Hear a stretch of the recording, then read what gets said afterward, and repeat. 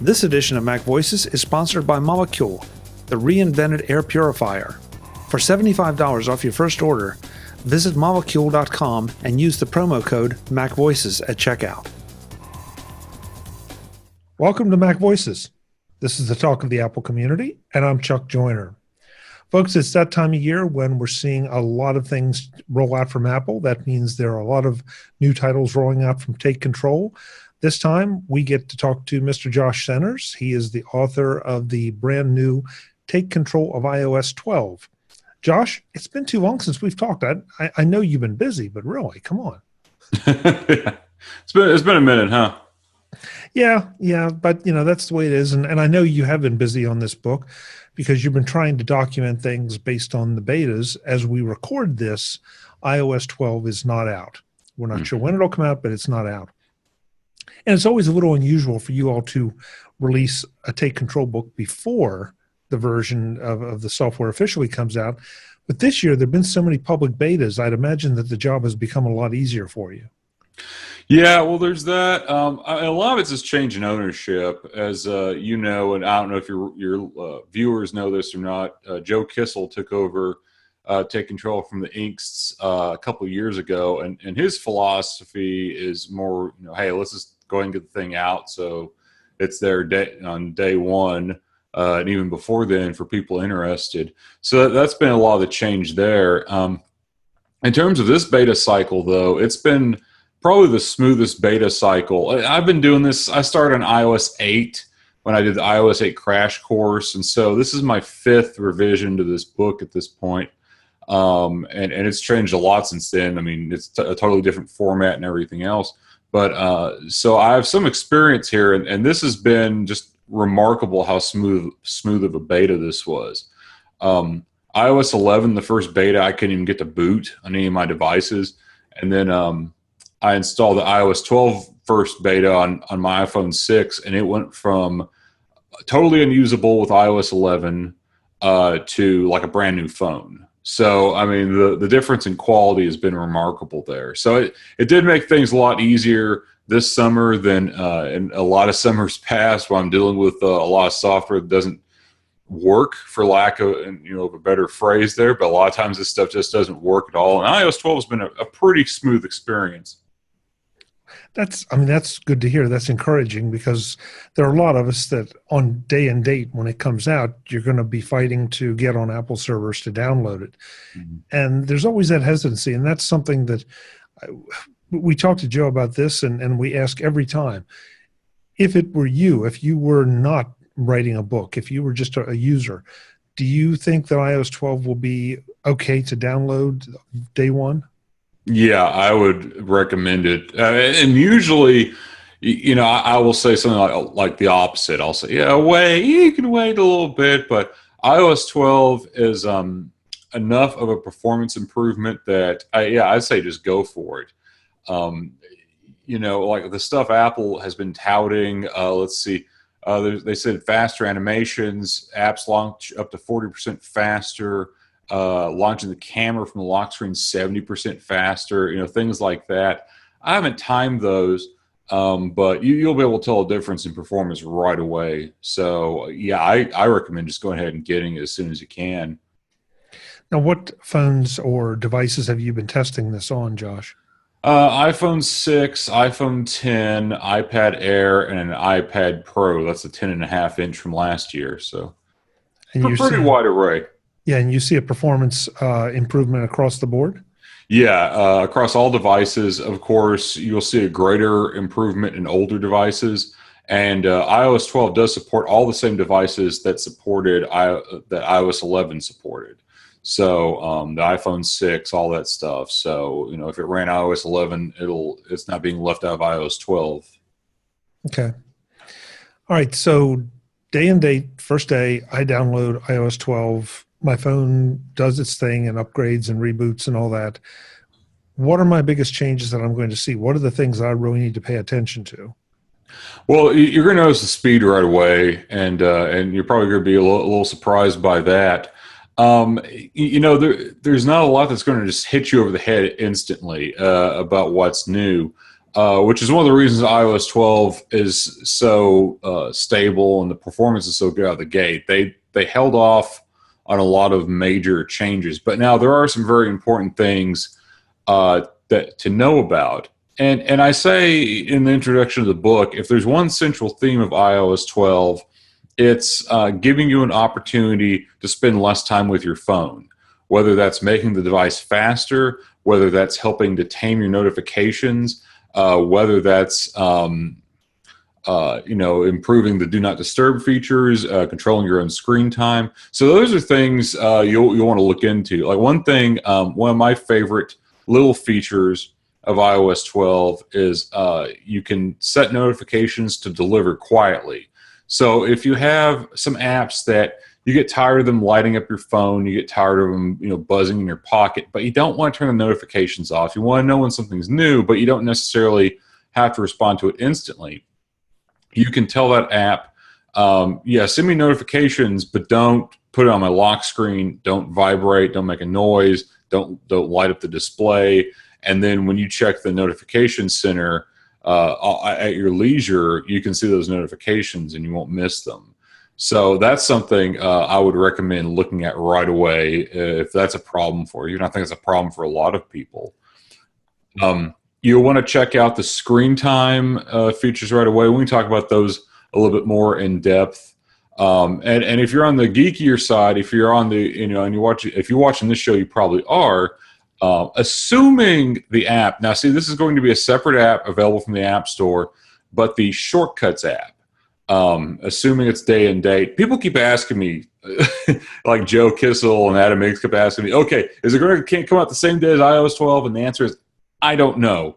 And I'm afraid to tell anyone one or the other. It could come out the day before, it could come out the day of, it could come out 6 months from now. I don't know. Knowing the way Apple staggers these things now, but if you're interested in more power user kind of stuff, the Shortcuts app is definitely going to be worth checking out. But sort of the beauty of iOS 12 is there's going to be a lot of stuff just right away that it's not going to just annoy you. Now, one thing I will tell you about to be aware of in the Messages app. So for the longest time, you use the same button. There was a little camera off to the side that you tapped to either choose a picture from your library or to take a picture. Well, Apple, in my opinion, in a cynical attempt to get people to use message apps, has instead made Photos be a Messages app. So you have to tap the little App Store icon and then the Photos icon to select a photo you've already taken.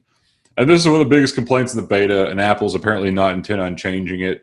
That's driving everyone crazy. So it's something to be aware of, and you're going to have to retrain your muscle memory a bit. If you want to attach a photo in an iMessage, you'll have to hit the App Store button and then tap the Photos icon. The camera won't do it anymore.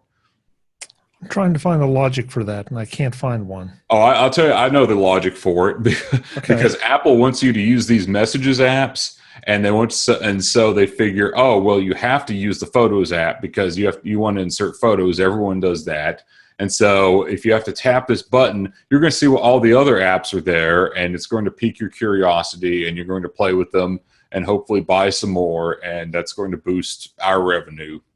That's exactly what they're thinking. Okay. That doesn't seem quite like Apple's usual modus operandi, but maybe there's a different logic than that. I don't know. Tim Cook's Apple.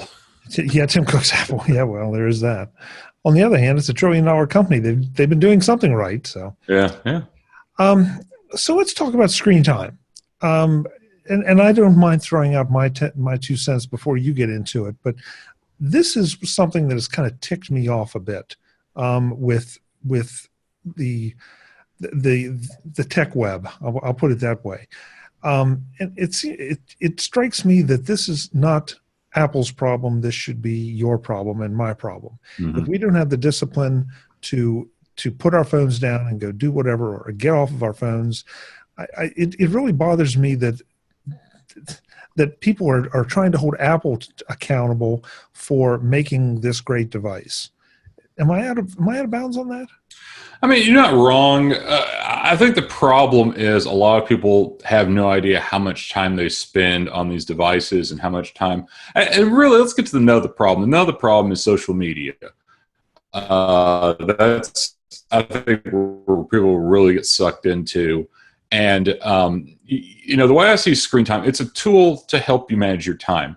It can help you. It's more stringent when you're using it with kids, but I mean, on your own device, yeah, it'll nag you, which that can be annoying in and of itself because it starts feeling like your phone is your mother. But you can bypass those things, right? Like these are, it's like, you can just blow past it if you want. It's your phone after all.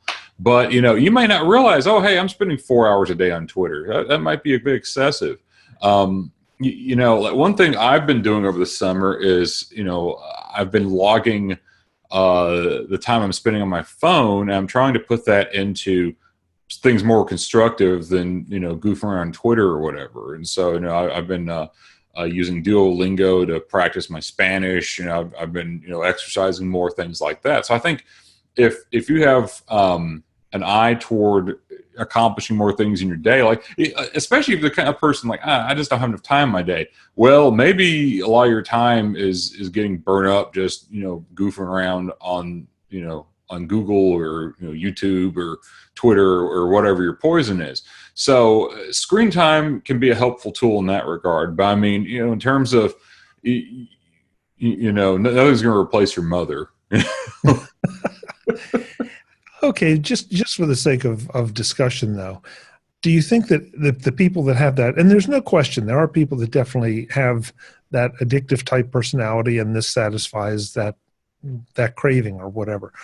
But do you really think those people are actually going to use it, or is this something that just needed to be put in there to shut the pundits and the media and the critics up?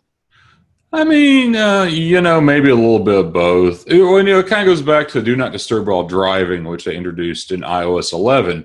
And, how many people use that? I would be willing to bet less than 1% of users probably actively use do not disturb while driving. I'd be even less shocked if more people didn't just turn it off entirely, based on just, it's especially scary when my wife's driving, not because my wife's a bad driver, but because I look around and every car, like going down the interstate 70 miles an hour, like on the steering wheel, But now statistically, though, and this is something we've looked at for tidbits, there actually has been a decrease in these distracted driving incidents since Do Not Disturb while driving was introduced. So it clearly had some sort of impact. Otherwise, I don't think Apple would have invested more in something like this. So I think some people will get a benefit out of it.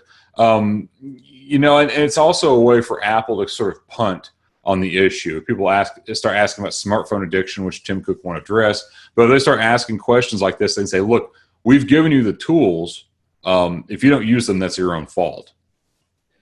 And I think there's a lot of truth to that. I mean, it's interesting that some of the very folks who want a lot of freedom and want freedom from regulation and freedom from this and freedom from that are the same ones that are screaming that we need more help in some of these areas. And it's not something that I need to do myself. It's something that somebody needs to do for me because I need to be protected from myself. Sorry, I have a real problem with that. But anyway, sure. Yeah. We digress. Josh, another topic that has to be asked about, I think, at this point in the world today is security. Mm-hmm. What enhancements does iOS 12 have, and is there anything that's going to be burdensome to me as I start to learn it? No, I mean, other than the photos thing I mentioned, there's nothing really burdensome. There are a few security improvements. It's not like, say, the overhaul that macOS Mojave is going to have, which I understand to be quite significant. I haven't used it yet, but I know a lot of people who are making a lot of money making things compliant with Mojave, so it must be a big deal. But you do have some things. One of the things I'm most excited about, and I actually have yet to use this, but the password autofill feature that was introduced in iOS 11, in iOS 12, it can interact with third-party password managers. So in other words, you go to log into an app, and if you have 1Password set up, and I know 1Password is going to integrate with this because I know people on the beta, it'll say, hey, would you like to fill in your password from 1Password? And you're not going to have to switch apps or anything else. It's all going to happen straight from the keyboard, which is going to be pretty great, at least for those of us who watch MacVoices here and use things like 1Password and LastPass. So that's a big thing. There's some other things password-wise. The built-in password manager has been boosted a little bit. It'll help you create strong passwords, and the length has a longer length on those now. It'll help warn you if you're reusing passwords. Helps you share passwords. Personally, I don't get too excited about those features because I think the built-in keychain is pretty bare bones. I would recommend almost anyone to try LastPass or 1Password or something a little bit more full-featured. But nevertheless, those things are nice to have. And there's also some improvements to Face ID.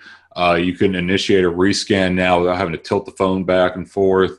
Most of the little usability things like that. But in terms of security, at least on the surface level, there's not a whole lot you're going to have to contend with there. Okay, so other than the Photos button, my first question was anything I need to pay attention to or be really aware of. Any gotchas with this that we're going to see loss of functionality or just something completely off the wall that may not be exactly mainstream but might rear its ugly head? That's a good question. I feel like you got something in mind you're trying to steer me toward. No. And the fact that nothing jumps out at you is, I think, right, is a good sign. So yeah. I'm just trying to think because there are some redesigned apps like iBooks has been redesigned. It's now called just Apple Books instead of iBooks. The Stocks app has gotten a really nice redesign where it integrates with Apple News, and so it helps give context to your stock quotes. Voice Memos has been updated, so it syncs with iCloud. And there's an iPad version too, which is really nice. But a lot of times Apple will redesign an app and they'll forget a bunch of features, or they'll just cut a bunch of features. But in this case, it's just additions; it's no subtractions. Let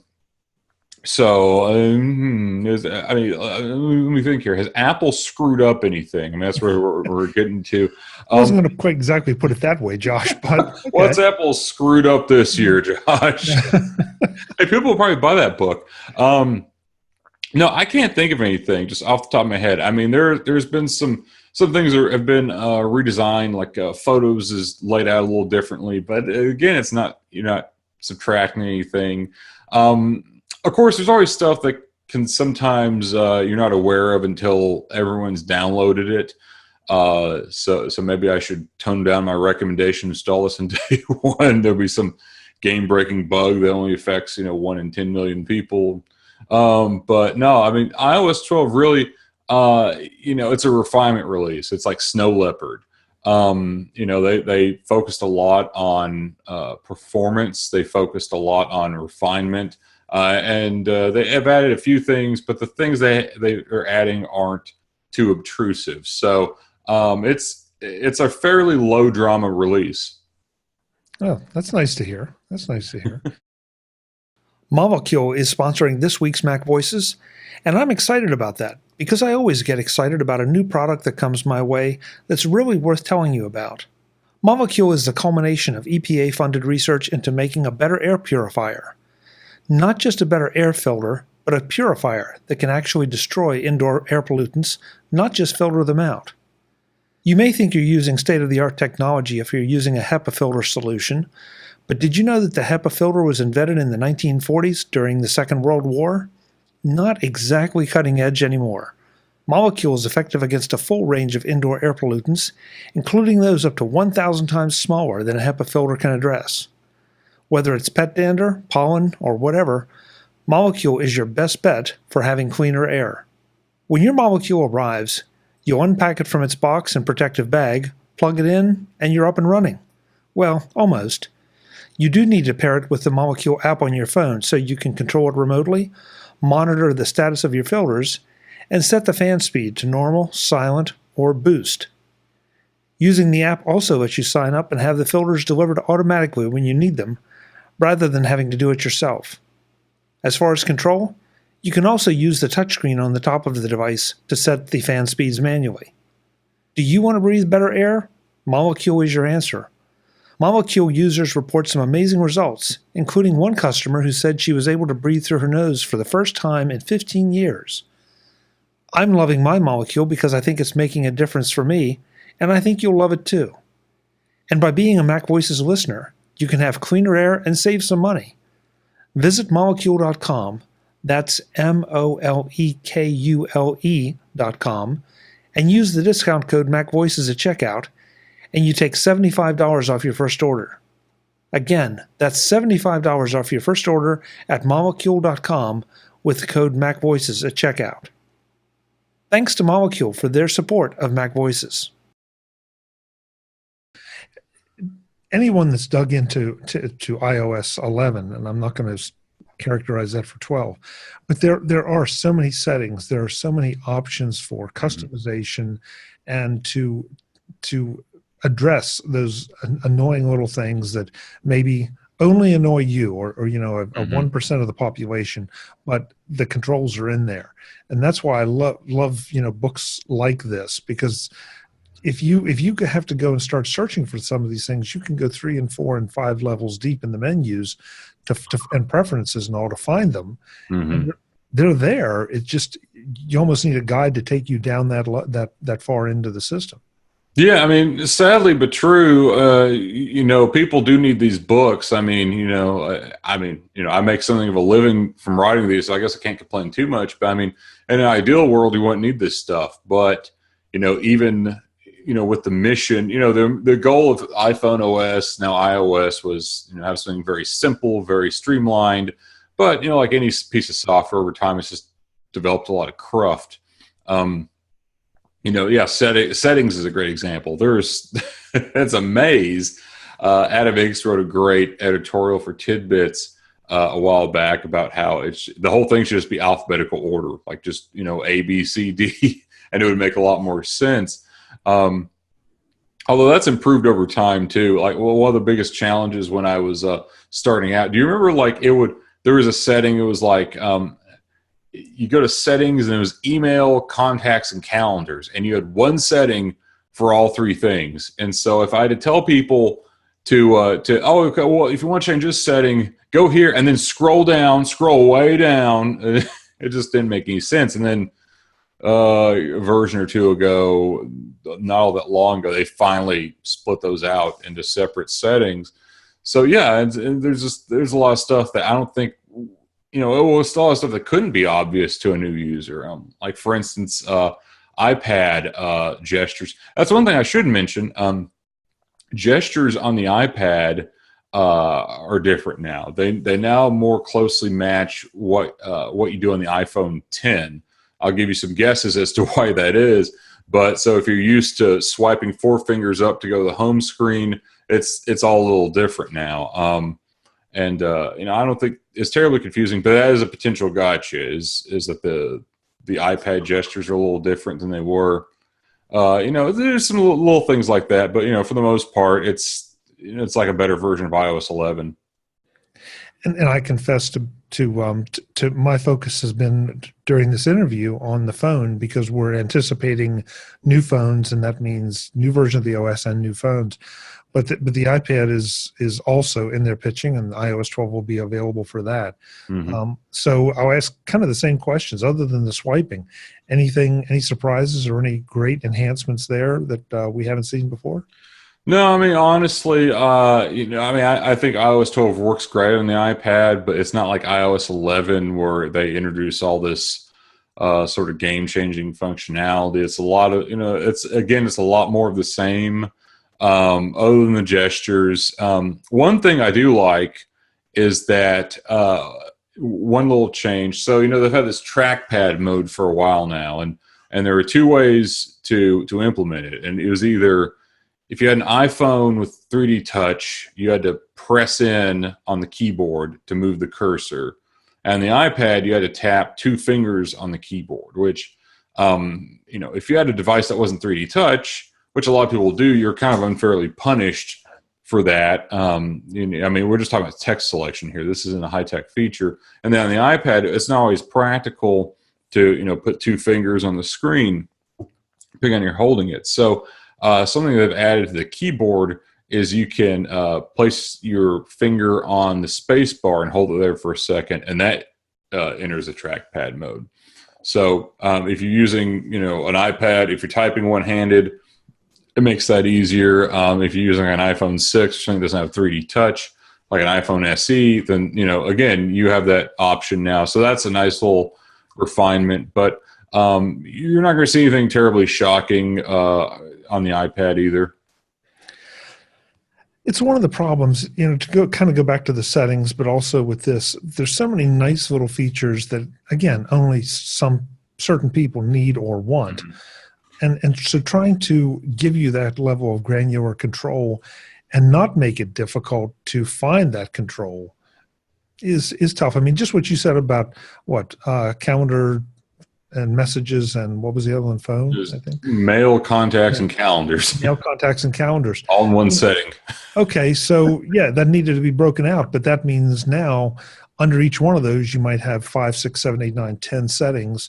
So right there you've gone from maybe 10 to 30.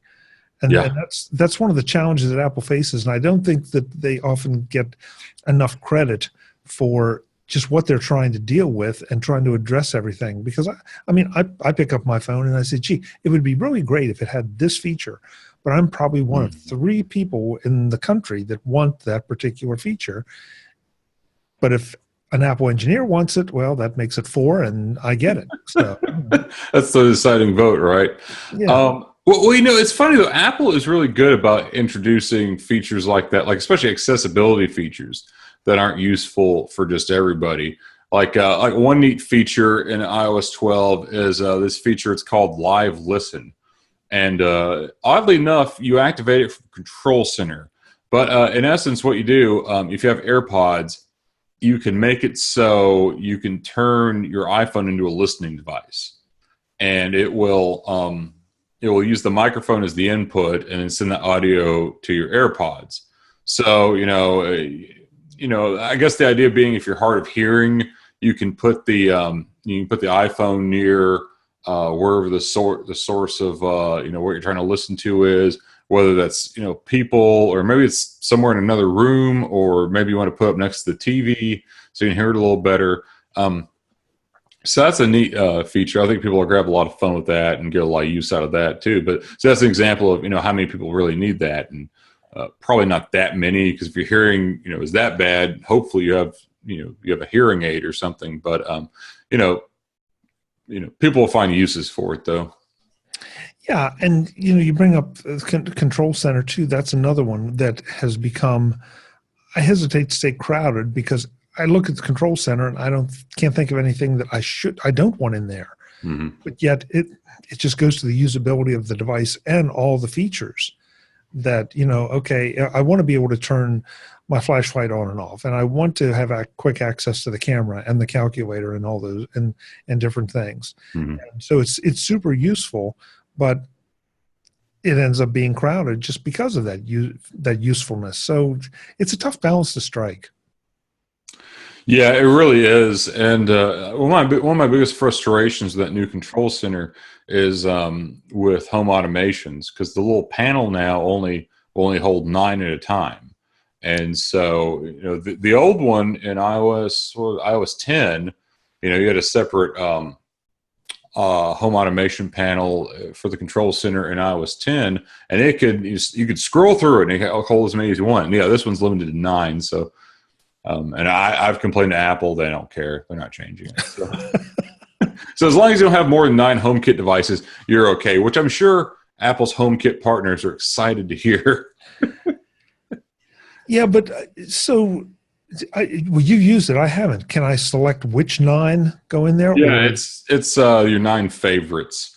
So Okay. It's your 9. So you have a button to switch between accessories and scenes, and so it's your 9 favorite accessories and your 9 favorite scenes.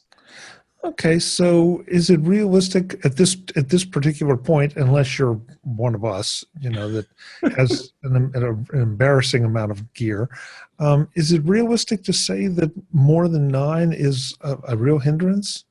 I Do you mean, think? apparently not, because this is a decision Apple made. But it seems like, why are you punishing the people who are investing heavily in this stuff? You know, you should make life easy for them. Because I mean, it's not like, because I mean, it's actually something that's gone backwards. Before you could have as many as you wanted in Control Center. Now it's 9, or that's it. So I mean, it's not the worst problem in the world. I realize this is an extremely first world problem, but it's just an annoyance. I wish they would fix it. But I'm still not the biggest fan of Control Center, because I think it's way too many icons and hieroglyphs for most people. But I don't know. People seem to have gotten used to it. So, I don't know, but it seems terribly cluttered to me. Yeah, I guess my reaction to that comment is that I'd rather have it that way than have text, because Yeah. I can learn the hieroglyphs pretty quickly, or icons pretty quickly, and I may not recognize them, some of certain ones, the first or second or third time I see it, unless it's something I'm going to use frequently, and then I'll learn it pretty quick. And oh yeah, there it is. Go. Well, one of my favorite weird little things about iOS 12, and maybe this will make more sense with the iPhone 2X Max, or whatever we call this thing, but there's a button you can add to Control Center now. It's a QR code, and all it does is it launches the camera. And the idea is it's a button like to quick access to scan QR codes. But the way you scan QR codes in iOS 12, just as in iOS 11, is you open the camera app and you point the viewfinder at a QR code. And so really, this is one of those things I had a discussion with Joe about. He's like, wait a second. So this does the same thing as the camera button. He's like, are you sure about this? I'm like, yes, because I would go back and forth between the two. I'm like, there's nothing different. It's the exact same camera app. It's just a different icon. Okay, it seems redundant, but I don't hate it, because how many people are going to realize or know, unless they listen to this or get your book, Right. or read some of the articles. Well, they need my book. Yeah, that that this is how you do it, and so it's a good reminder, and it's sort of in keeping with a lot of things on macOS, where there are multiple ways to do the very same thing. You don't have to necessarily learn just one. So Right. Well, and see, I think Apple's doing this because people kept asking how you do it, and I find, what's that, a button for it? It does the same thing. What is that a button for? I know people like that. If it doesn't have a specific button, it doesn't do it. So, I can see why they do it. It's just funny. yeah, so there's one button you don't have to put in Control Center, folks, because you listen to Josh and me talk about it. So there, that was worth the whole interview right there, Josh. Yeah, there you go. So I guess what else did you attack in iOS 12? I mean, usually when we talk about these books, we talk about the differences, the changes, and everything. Is Take Control of iOS 12 still a pretty good way to maybe to have a reference to all the things that go on in this system? Well, I'm a bit biased, but yeah, I think so. One thing we did in this book, we did rearrange some stuff. So there are 2 new chapters in this book. I'm probably making it sound like iOS 12 isn't the biggest news, but we did add 2 whole new chapters. One, of course, on screen time, and then another one on this new Shortcuts app, which I don't dive super deep into it. The chapter's long enough without it. But one of the things I'm telling people about this Shortcuts app, and by the way, if you don't have access to the beta of that yet, if you get the Workflow app, it's the same thing. And those workflows are going to import into the Shortcuts app when it's available. So just because Apple bought those developers out, and so they own the app. And so word to the wise, it's the same thing, just with a different face. But one of the things, it opens up some possibilities, even if you're not a coder. Like, for instance, and this is kind of a stupid way to implement it, but at least you can do it now. You can now download files from web pages, because there is a pre-made shortcut for that. and you can go to a page, bring up the share sheet, tap shortcuts, and then summon this download file thing, and you can download to your iCloud drive. So that's something new and something I cover in the book in one of the new chapters. And the book, of course, as always, is a general reference for iOS. And if you or somebody is new to iOS, maybe you came from Android, or maybe you didn't have a smartphone before. I still know some people who are just now getting into smartphones. I cover all the basics of the operating system, and of course, one of the things too about that is there's all sorts of little things that change with every update, and probably more, all sorts of little things I'm forgetting here. And so, and one of the benefits of this book having been revised so many times is those sections have been, thoroughly, gone over and molded and finally shaped. So you have something that's I think pretty darn good and readable after all this time. Sort of like how the rough edges of a rock get worn away over time, right? And that all that stuff's up to date. So in the book, I teach how to, everything from the lock screen control center, using the home screen, searching with Spotlight, using Siri, keyboards, the share sheet, special iPad features. We have a new chapter in this book about managing your data, and we used to have like 3 or 4 different chapters that we figured out what people actually wanted from these chapters, and we squeezed them all into one chapter people would like. So, for instance, you don't really care about all these different iCloud services for the most part. Like, you don't really care, you turn on the notes switch to sync your notes. What most people care about is, this machine is complaining that I don't have enough iCloud space. What do I need to do about it? So we explain what to do about that. If you're running out of device storage, we tell you what to do about that. If you keep going over your bandwidth limit on your mobile plan, again, it's something we tackle in the book. So, that's a new chapter that combines some stuff I had before, gets rid of some cruft, and really condenses down into like the answers you actually are going to want from a book like this. And then, of course, I cover a lot of the built-in apps like camera, photos, making calls, both with the regular call feature and FaceTime, using Maps and Find My Friends and Wallet. And also, there's some special chapters at the end that cover privacy, accessibility, and improving your battery life. So this is really, I think, the essential companion for every iOS user. Yeah, and it's the kind of book that needs to be written to take full advantage. And you're right. There are plenty of people that are getting their first iPhone. There was just another study published that I think like 19% of Android users, their next phone, they say they're going to get an iPhone.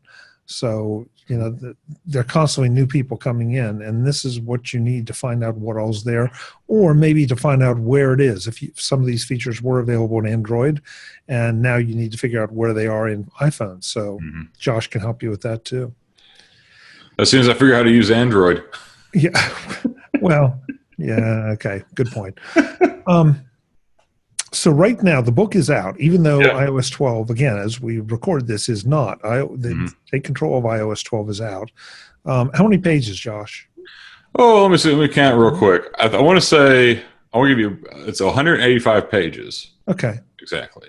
Okay. But again, I was so glad you kind of went through the chapter titles, because that gives you an idea. You don't have to read this cover to cover. You can just jump to the things that make you happy. Yeah, I don't have any attention span, so I don't expect you to either. Oh, good. Well, that's a good thing for an author. Thank you. You did run by one thing there that I should definitely ask, because I think it's so important. Any improvements, changes, modifications that you've seen so far to Siri? Well, there's nothing that's just blown me away, but there are some improvements. Like, for instance, Siri, some trivial things it understands better now. It can do like motorsports. You can ask about NASCAR. It knows about celebrity trivia, little stuff like that. One thing I find to be very nice is the Hey Siri feature works in low power mode now. So yeah, so that's pretty convenient. So that way, when your battery gets low, you don't have to fumble around, which is really a pain in the iPhone 10 because you don't have a home button. Siri is such a funny thing, and I sort of hate covering it unless there's like a big overt thing, because Apple does a lot of back-end stuff on Siri all the time, and so it's constantly changing. One interesting feature, and sort of poorly named feature, because there's a Shortcuts app, but then there's another feature called Siri Shortcuts. And so what this does, you go into settings, and it brings up a list of recent and frequent actions, and it lets you create custom Siri commands for those. And I'm going to be honest, I haven't seen a lot of great uses for it yet, but my understanding is this is going to integrate with a lot of third-party apps. So, that's something that I'm looking forward to playing with some more and finding some more about. Another interesting thing, going back to the Shortcuts app, and one of the big differences from the Workflow app is you'll be able to assign Siri commands to those shortcuts you create. Like, for instance, there's one that can look up guitar chords, and so I created a Siri command that helps me do that. So Siri is going to get a lot more extensible. That doesn't do a lot for the everyday usage for most people. But if you're the kind of person like, I wish Siri just did this one thing. Very soon, that it may be possible to make that happen. Yeah, and from what I've seen and read about the shortcuts thing, you may be able to trigger actual functions within apps too.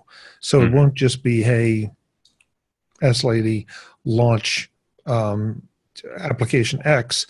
It'll be launch application X and turn the volume to maximum, or launch application and choose item 6. Those are poor examples, but you get the idea. So yeah, I'm kind of looking forward to that too, and I think it'll be interesting to see what developers can do with that once this is out in the hands of real live people, because that's going to put the onus on developers to make some of the most frequently used commands Siri accessible.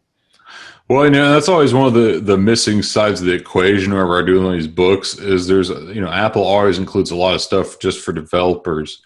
And you don't necessarily see those while you're beta testing the OS. I mean, if you have beta access to some of these apps, you can see a little bit, but it takes time for the stuff to really roll out. And I can't think of an example off the top of my head, but it seems like every version of iOS, there's a lot of stuff you start seeing in the App Store that you didn't see otherwise. Well, like, for instance, last year with the debut of ARKit, you saw a lot of these tape measure apps that came up out of nowhere. It's kind of the new flashlight app.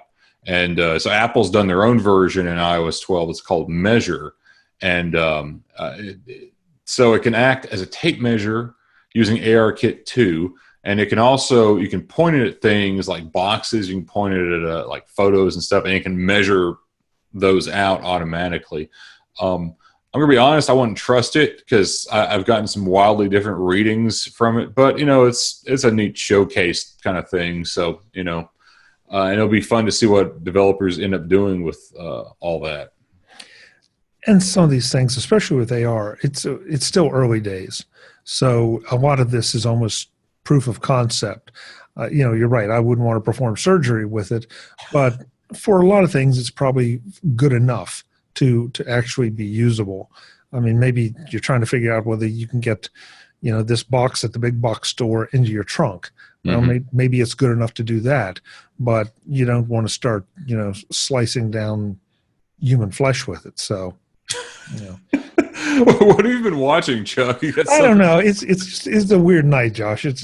That's my best analogy. I'm trying to think of something that would really make a difference, and that's the first thing that jumped to mind for no real good reason. Although there is apparently a pretty good iPhone app. It won an Apple Design Award. It can I don't know if it uses ARKit, but it can analyze a blood-filled sponge. This is for use in OR, obviously. But it can analyze a blood-filled sponge and tell you how quickly the patient is losing blood.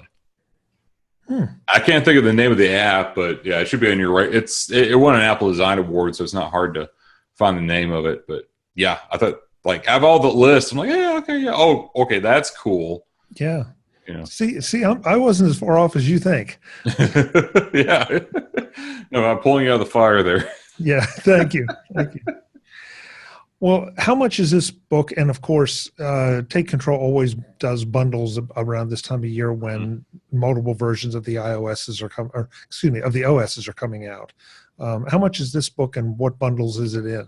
The book is $14.99. Let's see. There is a bundle.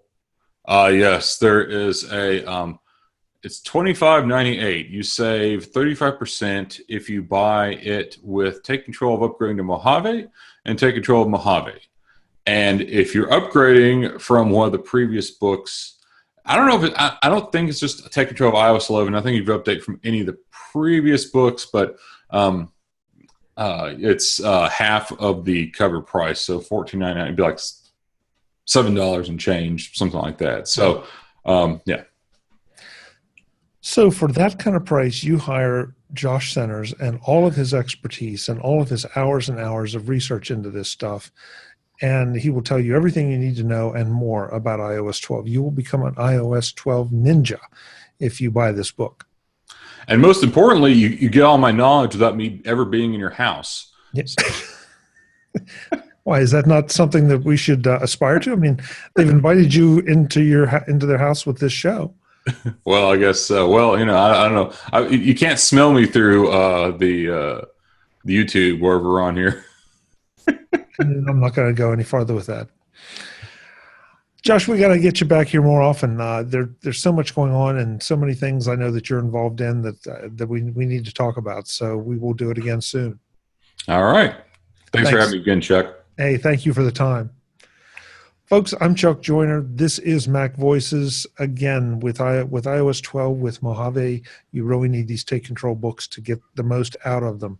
And pretty darn cheap tutorials from some really, really good people. Until the next time, and as always, thanks for watching. Visit MacVoices.com for show notes and to connect with Chuck on social media. Get involved in our Mac Voices Facebook group and get more out of your Apple Tech with Mac Voices magazine, free on Flipboard. And if you find value in it all, consider supporting us at patreon.com/MacVoices and join these folks who help keep Mac Voices coming to you. Advertising handled by Backbeat Media at backbeatmedia.com. Bandwidth provided by CashFly at cashfly.com.